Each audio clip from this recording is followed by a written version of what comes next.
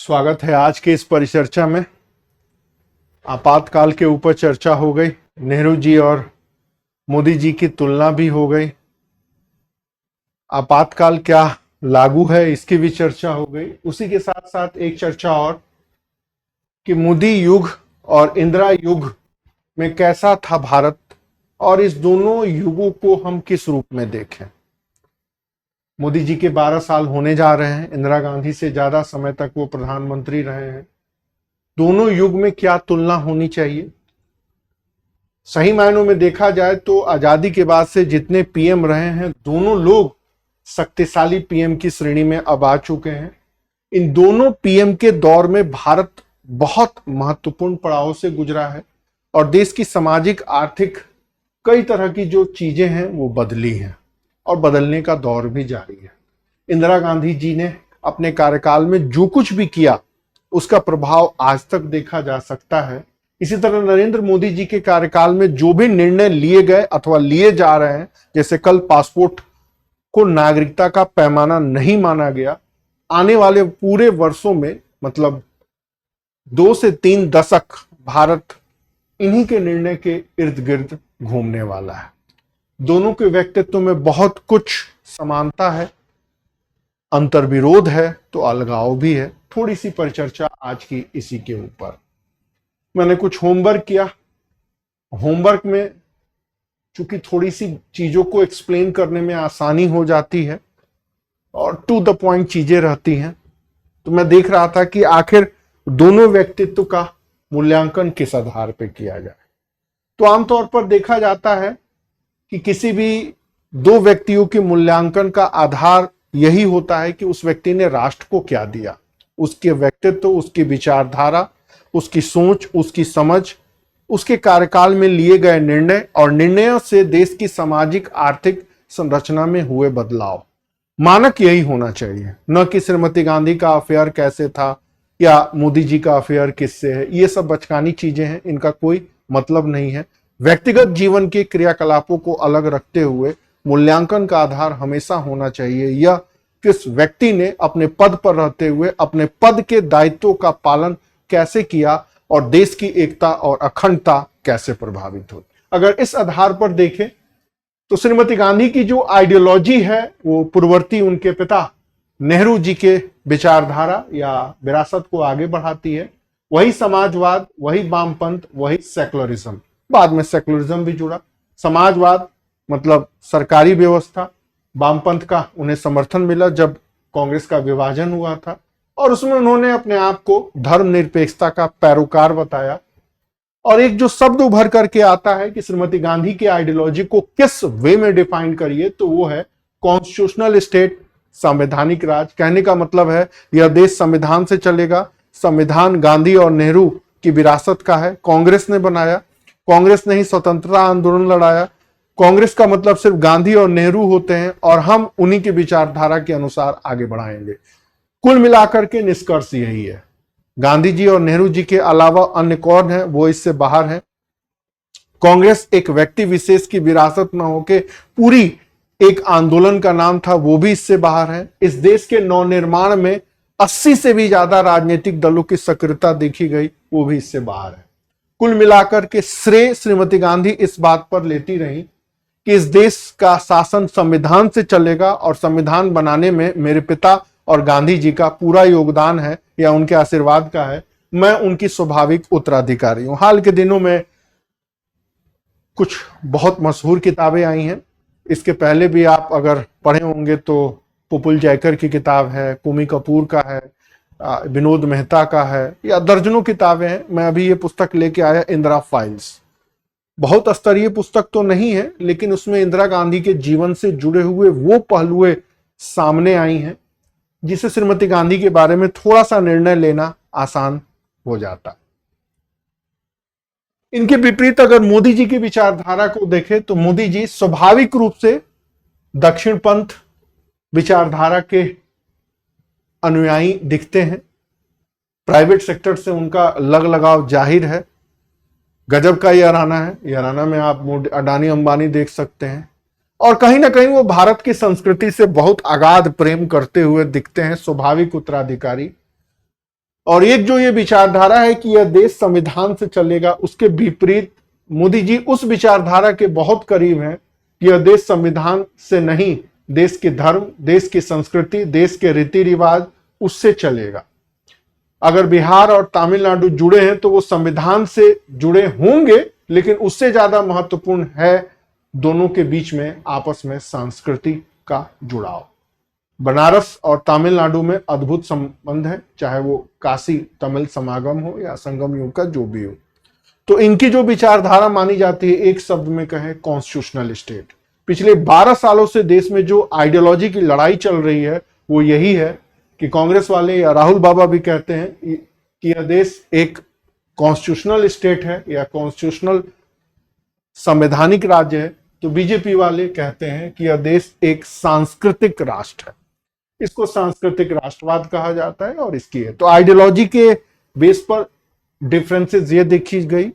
श्रीमती गांधी सरकारी विभाग के भरोसे थी, तो मोदी जी निजीकरण के पक्ष में है, पूंजीवादी के पक्ष में है। सरकारी स्कूल कैसे बंद हो रहे हैं बताने की जरूरत नहीं है, सरकारी नौकरियों का क्या हाल है वो भी बताने की जरूरत नहीं है।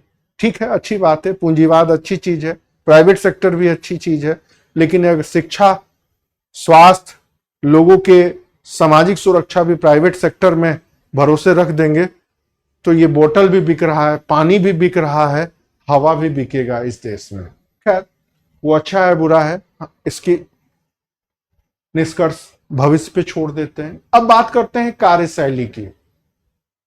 श्रीमती गांधी की टाइम पीरियड में प्रधानमंत्री ऑर्गेनाइजेशन बेहद पावरफुल था, सारे कैबिनेट को वो किचन में ही निपटा देती थी। एक नारा भी लगाया, लोग कहते हैं इंदिरा हटाओ, मैं कहती हूं गरीबी हटाओ, मैं भारत की बेटी, मैं क्यों गलत करूंगी। और उन्होंने पूरे देश में एक नेशनलाइजेशन का मॉडल रखा, चाहे वो बैंकों का राष्ट्रीयकरण हो या कोल इंडिया का राष्ट्रीयकरण हो या राजाओं के प्रीवी पर्स पेंशन के मॉडल को समाप्त करने का निर्णय हो, ये उनकी कार्यशैली थी। थोड़ा मोदी जी को देखें, मोदी जी के भी टाइम पीरियड में प्रधानमंत्री कार्यालय एक्टिव है, इनफैक्ट बहुत ज्यादा एक्टिव है। सारे कैबिनेट मिनिस्ट्रियों की जासूसी करना, मुखबिरी करना, सारे मुख्यमंत्रियों के कामकाज को निपटाना।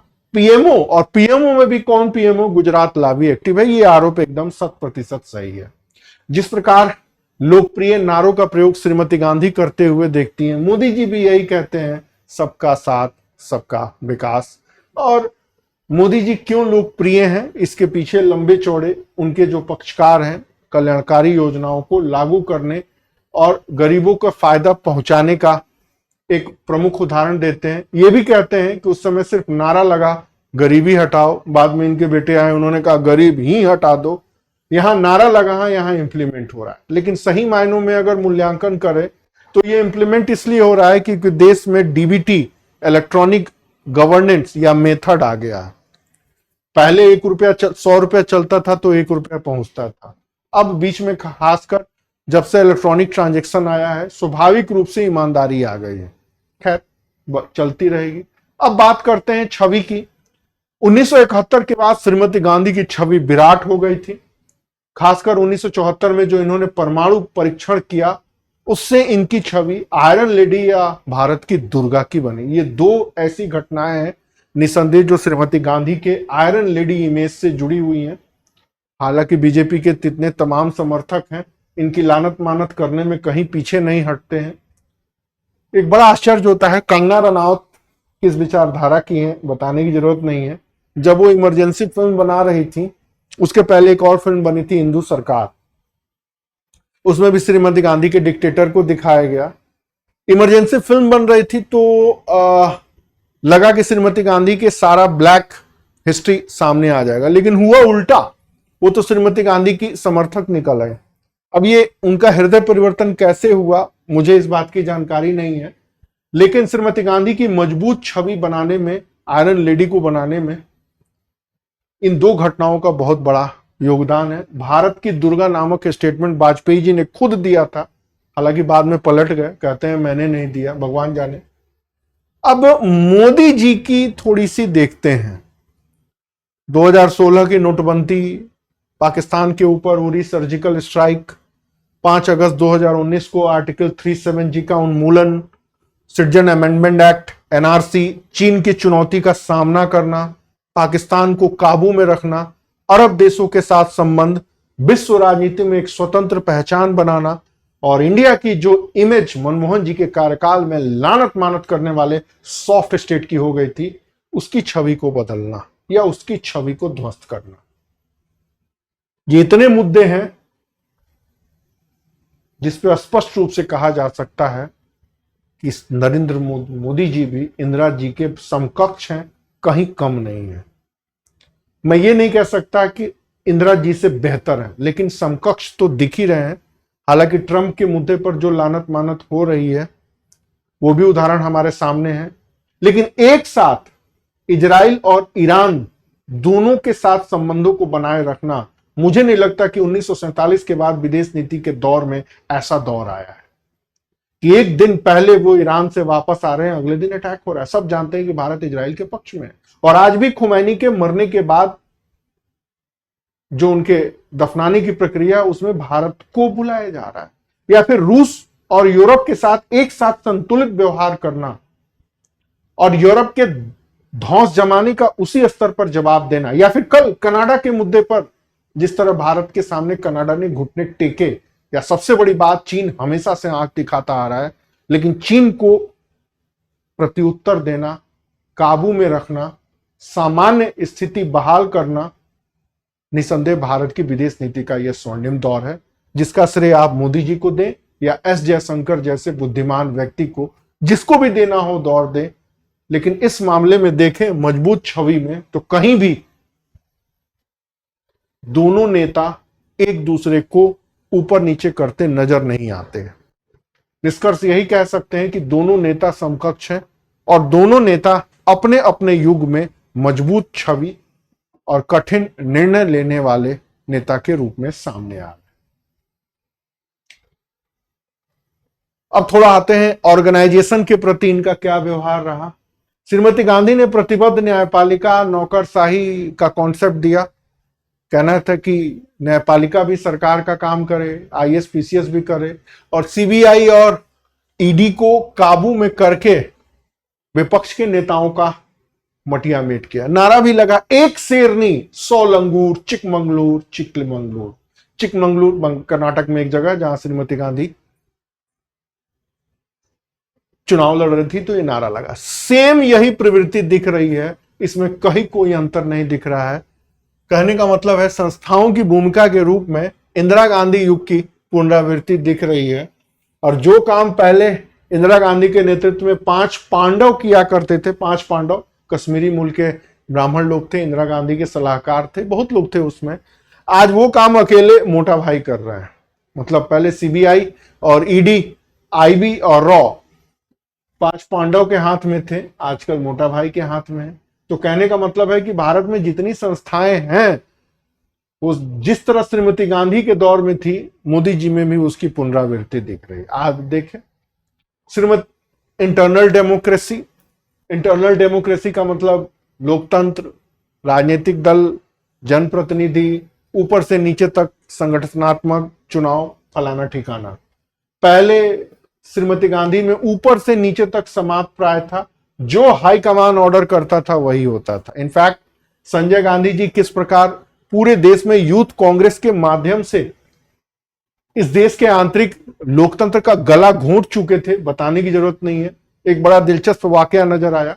श्रीमती गांधी मिस्र से अंबिका सोनी को लेकर के आई, देखने में वो हेमा जी से भी ज्यादा खूबसूरत थी, ऐसा लेखक कहते हैं, मैं नहीं, और एकाएक यूथ कांग्रेस के प्रेसिडेंट बना दी, और जो कुछ संजय बाबू चाहते थे वही होता था। कहा यही जाता था, न खाता न वही, जो संजय बाबू कहे वही सही। तो इंदिरा जी के टाइम पीरियड में इंटरनल डेमोक्रेसी कुछ नहीं थी, तो मोदी जी के भी टाइम पीरियड में कुछ नहीं है। जो कुछ भी मोटा भाई कहते हैं वही होता है। बिहार के नीतीश बाबू के सुपुत्र बोले, अमित अंकल बोले हैं, सब हो जाएगा।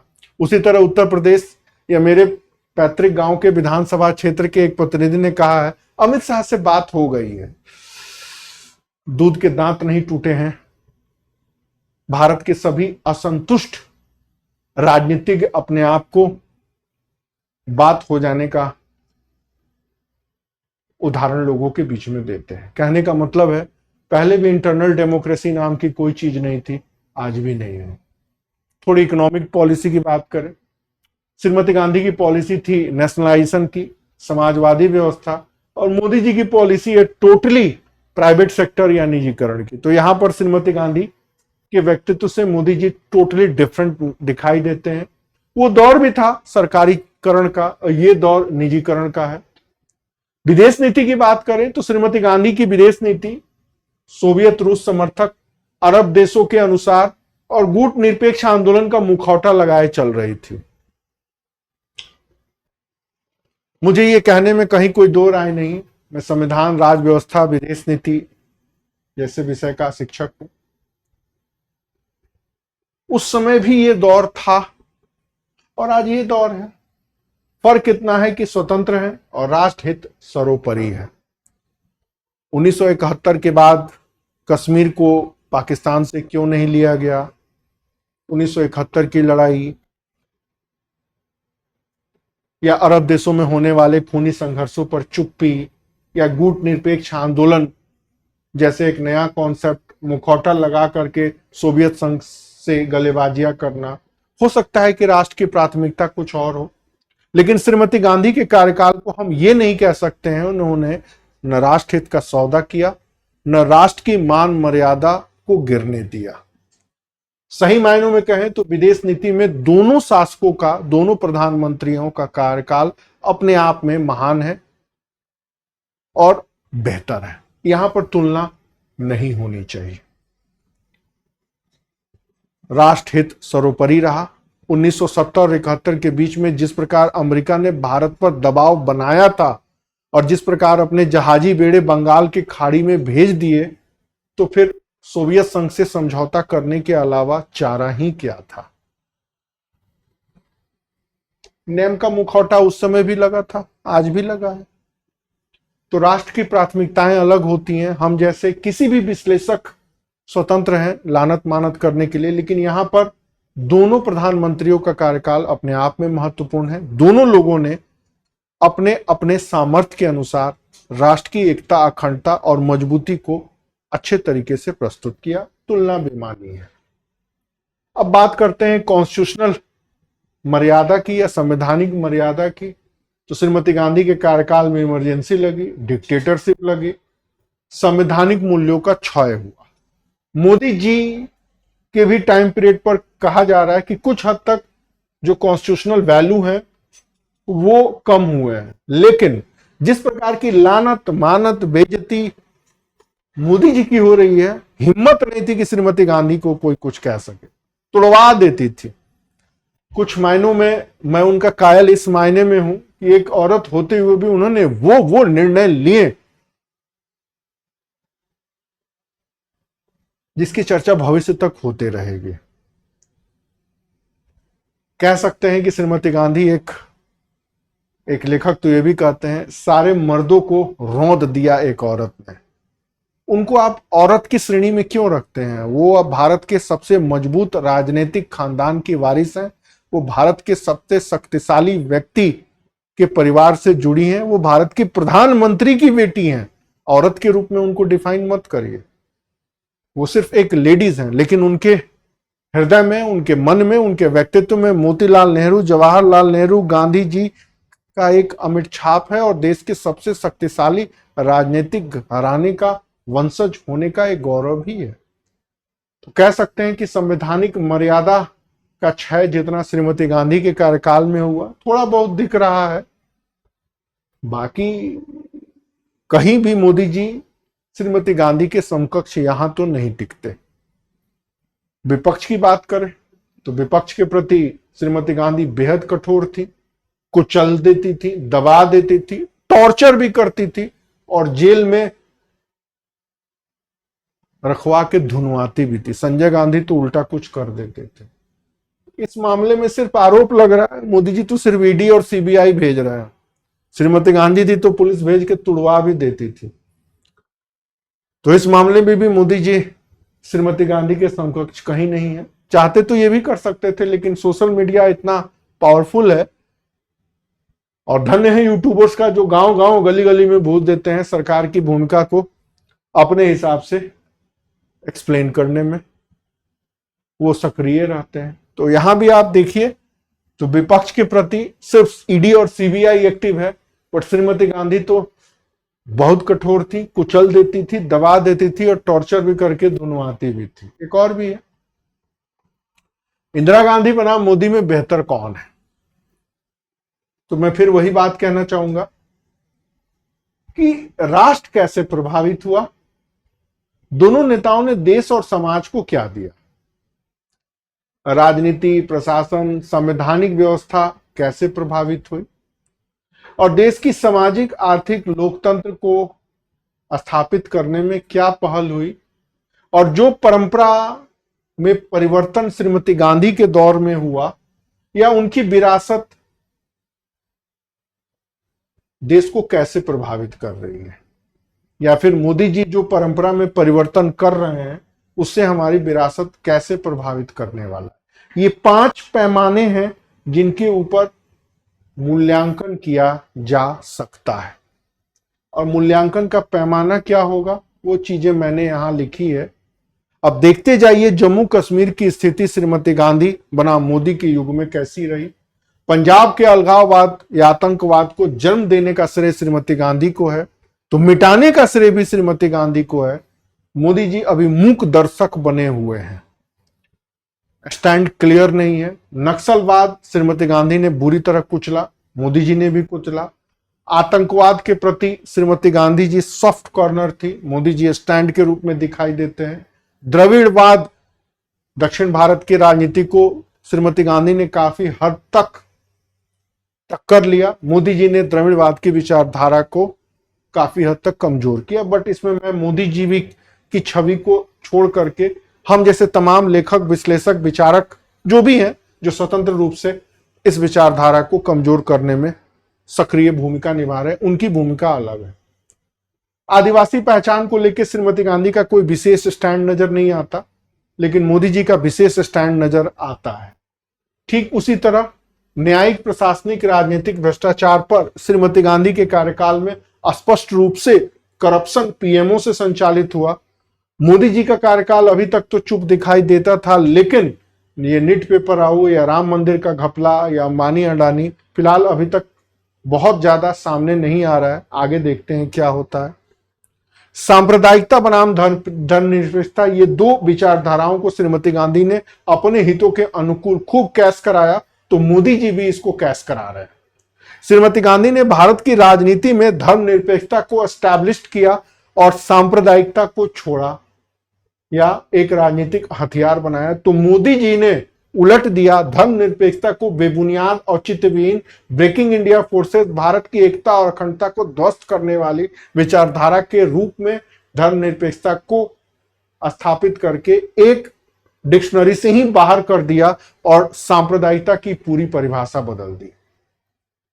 ठीक उसी तरह जातिवाद और सामाजिक न्याय का जो दौर श्रीमती गांधी के दौर में पनपा, कुछ विशेष हलचल तो नहीं हुई, लेकिन मोदी जी सामाजिक न्याय के एक नई मसीहा बन के आए हैं। यूजीसी बिल अंबेडकर बनने की चाहत को दिखाता है, और जातिवाद के सोशल इंजीनियरिंग को कैसे उन्होंने बदला है बताने की जरूरत नहीं है, और ये बदलने का दौर अभी भी जारी है। पूर्वोत्तर भारत के संघर्ष के प्रति श्रीमती गांधी उतनी एक्टिव नहीं दिखती, बट मोदी जी का कार्यकाल जरूर एक्टिव रूप में दिखाई देता है। अगर आने वाले टाइम पीरियड पर मोदी जी पूर्वोत्तर भारत की समस्याओं को अच्छे मन से सुलझा देते हैं, तो भारत के सबसे ताकतवर और प्रभावशाली प्रधानमंत्री के रूप में वो दर्ज हो सकते हैं।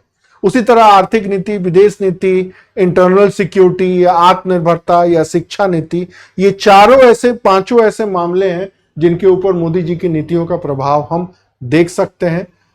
आर्थिक नीति पहले से ही डिसाइड है, वो सरकारी या निजीकृत। विदेश नीति स्वर्णिम दौर में जा रही है। पड़ोसी देशों को जैसे श्रीमती गांधी ने काबू किया, उसी तरह मोदी जी का भी दौर चलते जा रहा है।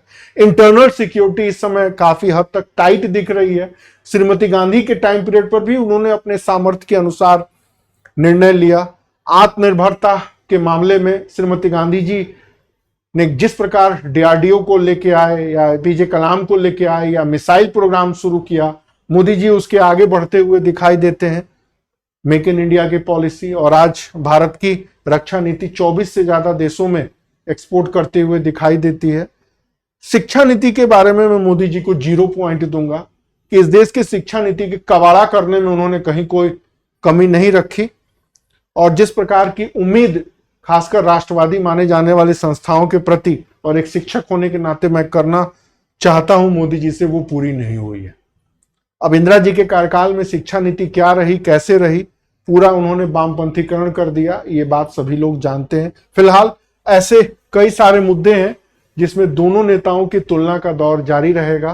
पैमाना वही है कि राष्ट्र की एकता और अखंडता कैसे प्रभावित हो रही है, देश समाज को क्या दिया, या देश की सामाजिक और आर्थिक व्यवस्था कैसे प्रभावित हुई, या जो भी विरासत छोड़ रहे हैं उसका असर आने वाली पीढ़ियों पर क्या पड़ेगा। तो अगर एक तरीके से समग्र रूप से हम मूल्यांकन करें तो श्रीमती गांधी और नरेंद्र मोदी जी के कार्यकाल का मूल्यांकन अभी भी अधूरा है। आने वाले वर्षों में भारत की राजनीति कैसे मुड़ती है और देश की एकता और अखंडता कैसे प्रभावित होती है, उस आधार पर हो सकता है आज से 50 साल बाद हम निष्पक्ष रूप से मूल्यांकन कर पाए कि दोनों के कार्यकाल में से किसका कार्यकाल बेहतर है। फिलहाल दोनों लोग एक दूसरे से प्रभावित होते नजर आते हैं, और कहीं प्रधानमंत्री श्रीमती गांधी की भूमिका प्रभावी नजर आती है तो कहीं मोदी जी की। फिलहाल इसके आगे निर्णय क्या लेना है या निर्णय क्या होना चाहिए, ये पैमाना आपके सामने है। भविष्य में क्या होगा इसकी प्रतीक्षा हम करते हैं, देखिए आगे क्या होता है। Thank you.